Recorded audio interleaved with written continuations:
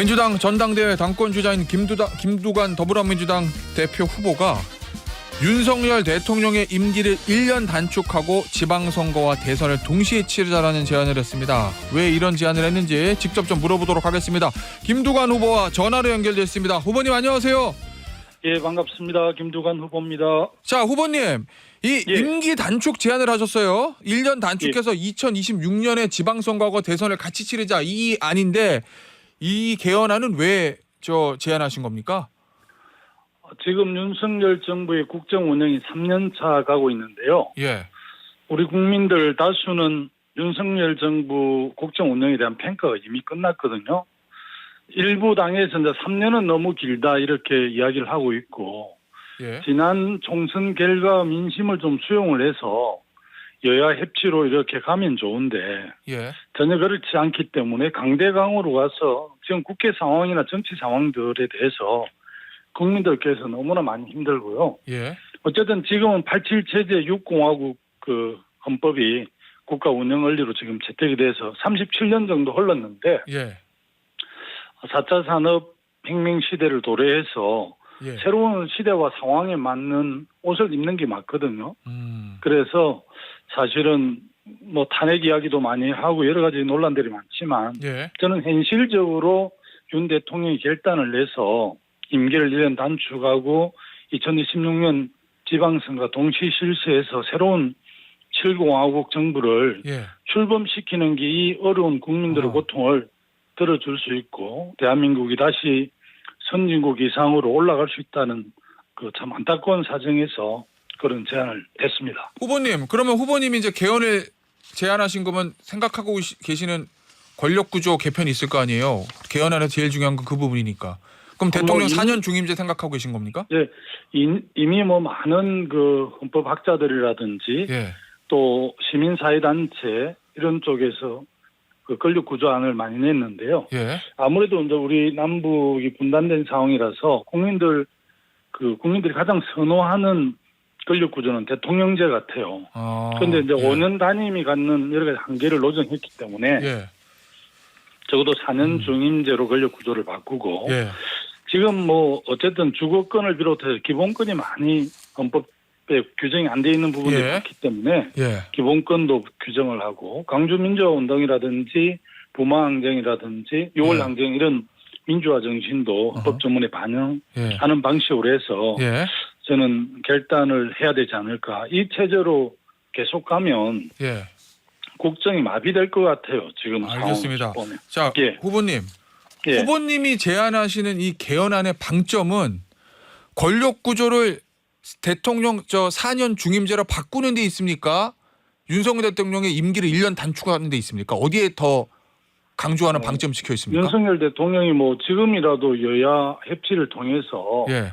좀 더 국정을 민심에 기반한 국정을 운영하면 예.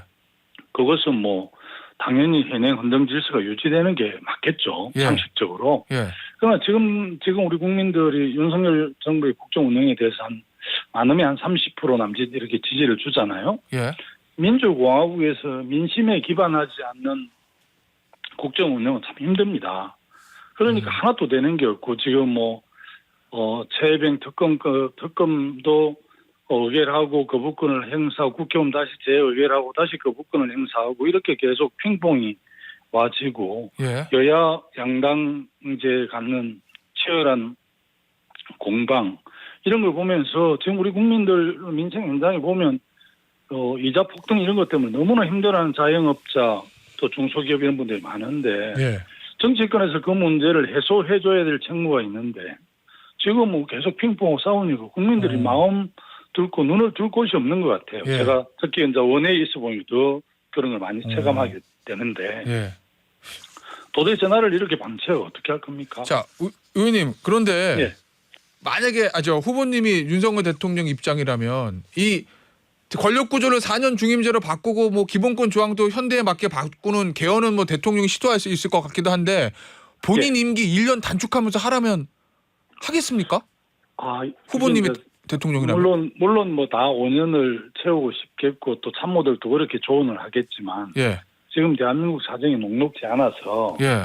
이게 이제 7공화국을 여는 새로운 시대를 여는 제도와 시스템을 만드는 거잖아요. 예. 그 새로운 공화국을 여는 첫 번째 맞이 대통령이 되기 때문에 우리 예. 정치사에서 굉장히 큰 업적이 될 겁니다. 그래서 지금 방식으로 대통령을 1년 더 하면 뭐 하겠습니까? 예. 제가 볼 때는 새로운 시대를 여는 시스템을 만드는 대통령으로 기록이 되면 예. 나라도 좋고 우리 정치권도 좋고 예. 뭐 윤석열 대통령도 참 역사 이름이 남는 대통령이 될 텐데 그 임기 1년에 집착할 이유가 있나요? 자, 그러면 임기 1년 포기하면 대신 새로운 7공화국의 문을 여는 저 업적이 역사에 기록될 거다 뭐 이런 생각이신 거예요? 예, 적어도 국민을 섬기고 예. 나라를 사랑하는 그런 마음이면 그런 결단을 못할 이유가 없죠. 지금 국민의 지지를 한 60% 70% 받으면서 예. 윤석열 정부의 국정 운영 전반이 어. 뭐 매체라든지 국방 외교라든지 예. 뭐 의료 개혁이라든지 이런 것들이 잘 진행이 되면 5년짜리 국민들 마음속으로 아예요. 5년 더 연장해드려야 되는 거 아니에요? 이런 생각할 정도로 잘 하시면 알겠습니다. 그럴 필요가 있겠습니까? 예. 자, 후보님. 그럼 후보님이 이제 당대표 되시면 이 개헌안 카드를 들고 이제 여당과도 협상을 시작할 거 아니에요. 자, 그러면 대표가 되면 예. 당연히 그렇게 할 거고요. 예, 지금 뭐 예. 저와 경쟁하고 있는 이재명, 윤석열, 어허. 이재명, 한동훈 극한 대결 정치를 하는데 예. 대화 테이블에 앉기라도 하겠습니까? 앉을 수도 없을 거예요. 예. 그렇게 되면 강대강 대처가 계속되고 국민들은 얼마나 정치권에 대해서 실망하고 불신이 커지고. 예.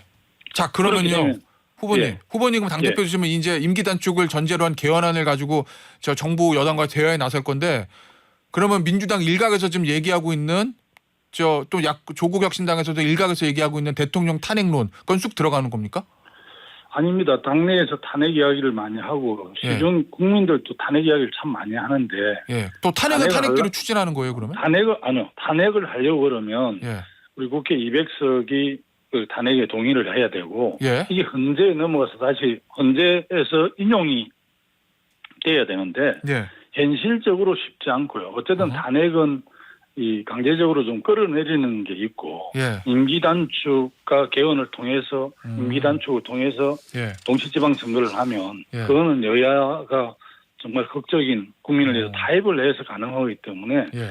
이게 임기 단축 개헌 조기 대선하는 거하고 탄핵하고는 사실은 좀 결이 다른 건데 아니, 당연히 다르죠. 예. 다른데 뭐 같이 이렇게 이해하는 분들도 계시기도 하고 지금 당장 탄핵해야 된다고 주장하는 사람들이 셉니다. 예. 그렇게 하면 뭐 제가 모르겠습니다. 당 대표 갱신에서 지지율이 뭐 지금 7점 몇 %인데 10% 나올지 예. 모르지만 예. 지금 아니라는 거죠. 예. 그 얘기는 후보님은 탄핵보다는 이 임기 단축 개헌안에 더를 강조하고 싶다 이런 취지신 거죠, 그럼? 네, 훨씬 더 예. 현실적이고 예, 알겠습니다. 오히려 가능성이 높다라고 보는 거죠. 이재명 대표는 여기에 대해서 이재명 후보는 어떤 입장으로 알고 계세요?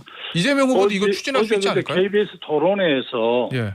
그 임기 단축 본인이 대통령이 됐으면 예. 임기 단축을 통해 새로운 시대를 여는 개헌을 하려고 했다고 해서 제가 제안한 것에 대해서 기본적으로 동의를 하시더라고요. 아, 그래요? 탄핵 지금 현재 제1당 대표고 예. 지금은 이제 후보지만 그리고 자기 대선 선호도에서 1위를 달리는 사람이 자기 입으로 탄핵하겠다 이렇게 할 수가 없죠. 그건 또 정치적 부담이 많이 예. 되고 예. 그래서 토론 과정에서도 탄핵은 뭐 일반 국민들이 그렇게 주장할 수는 있겠지만 예. 당 대표 후보로서는 그렇게 하기 힘들다 이렇게 이야기하시더라고요. 알겠습니다. 자, 그런데 이 개헌 카드 이거 중에 하나가 아무래도 저 당대표 경선 이거를 좀 전당대회를 염두에 두신 것 같긴 한데 타이밍이 이 카드로 지금의 지지세 이거를 좀 확 반전시켜 가지고 지지세를 올릴 수 있다고 보십니까? 지금 우리 당의 최고위원 후보들이 한결같이 지금은 싸울 때라고 주장하거든요. 예. 싸울 때로 주장하는 사람들을 끌리다른들이 환호를 합니다. 아, 예. 근데 저는 지난 총선에서 우리 당이 175석, 범야권연합의 192석은 예. 윤석열 검찰 독재 정권의 그런 무도한 국정에 대해서 당연히 단호하게 대응하고 비판해야 되지만 예. 정말 어려운 이 코로나 이후에 민생이 너무 어렵기 때문에 더불어민주당이 주도해서 민생도 확실하게 챙기는 엄중한 국민의 명령이라고 봅니다. 그래서 네. 저는 합동유세에서 이제 투트랙 전략으로 가야 된다고 주장하면 예. 현장에서나 뭐 권리당원들이 지금 김동연 후보 정신 나간 소리 하는 거 아니야. 야유 나와요? 그러면? 뭐 야유까지는 아니지만 예. 동의 안 하는 거죠. 지금은 싸울 때라는 거예요. 예. 단호하게 싸울 거는 싸워야죠. 예. 그러나 민생을 애매하면 정당이 존재할 이유가 있나요? 그럼 그 얘기는 김두관 후보가 당 대표가 되는 게 여야 관계도 또 풀리고 용산 대통령실 관계도 풀리고 그래서 결국 민생과 나라에는 좋다 뭐 이런 말씀이신 거죠? 예, 저는 뭐 경남도지사 할 때도 야권 연합 공동정부를 운영했고 예. 지난 총선에서 연동형 비례를 강력하게 주장했던 것은 예. 연합 정치를 해야만이 우리가 일당이 될 수 있다는 주장을 끊임없이 했고 예. 결과적으로 연합 정치를 해서 지민 비조 뭐 지역은 민주당 비례는 조국혁신당 이렇게 해서 성과를 많이 냈지. 지난번에 혁신당도 후보 내고 진보당도 후보 내고 해서 수도권에 1000표, 2000표를 겨우 이은 사람 많은 다 떨어졌죠. 예. 192석 못 가져왔습니다. 저는 우리 민주진보개혁 진영은 연대하고 연합할 때 승리를 했지 예. 독자적으로 나가면 이겨본 적이 없습니다. 대선에서. 예. 알겠습니다. 자, 그런데요, 후보님 앞서 이제 최고위원 후보도 말씀도 해주셨는데 최고위원 후보들이 다 친명을 강조합니다. 그리고 예. 지금 1위를 달리고 있는 수석 최고위원이 현재까지는 유력한 정봉주 후보 같은 경우에는 이제 대통령 탄핵 이 얘기만 하거든요. 그러면은 김종관 후보가 당대표가 됐을 때 최고위원들하고 결이 좀 안 맞으면 이거 당 운영이 쉽게 되겠습니까? 지금은 뭐 이재명 대표 압도적 권리당원들 지지를 받고 있으니까 예. 이재명 대표와 같이 가야 최고위원 될 확률이 높거든요. 예. 그럼 지금은 그렇지만 김두관의 당대표로 선택되는 것은 국민과 당원들의 선택이기 때문에 네. 나는 최고위원들의 정치 뭐 경험이나 경륜으로 봤을 때 예. 또 당원과 국민이 선택한 김두관과 같이 가지고 같이 안 하겠습니까? 저는 뭐 도지사 때나 군수 때 늘 여소야대로 도지사 군수를 하면서 네. 민주적으로 어쨌든 민주적 리더십을 발휘해서 도전과 군정을 했고요. 예. 나는 새로 뽑힌 최고위원들이 지금은 자기들이 최고위원 되려고 그러지만 당선되고 나면 자기 색깔을 낼 거라고 보고 그래요? 저하고 그게 또 설사 뭐 이견이 있더라도 그것을 토론하고 합의해내는 과정이 예. 지도부 해야 될 역할이기 때문에 전혀 문제없다고 생각합니다. 알겠습니다. 자, 후보님의 최근 발언들을 보면 이 민주당의 어떤 강성 당원들에 대한 좀 불만이 좀 보입니다. 왜냐하면 당이 당원들을 표 찍는 기계로 안다. 뭐 이런 얘기도 하셨고 그다음에 예.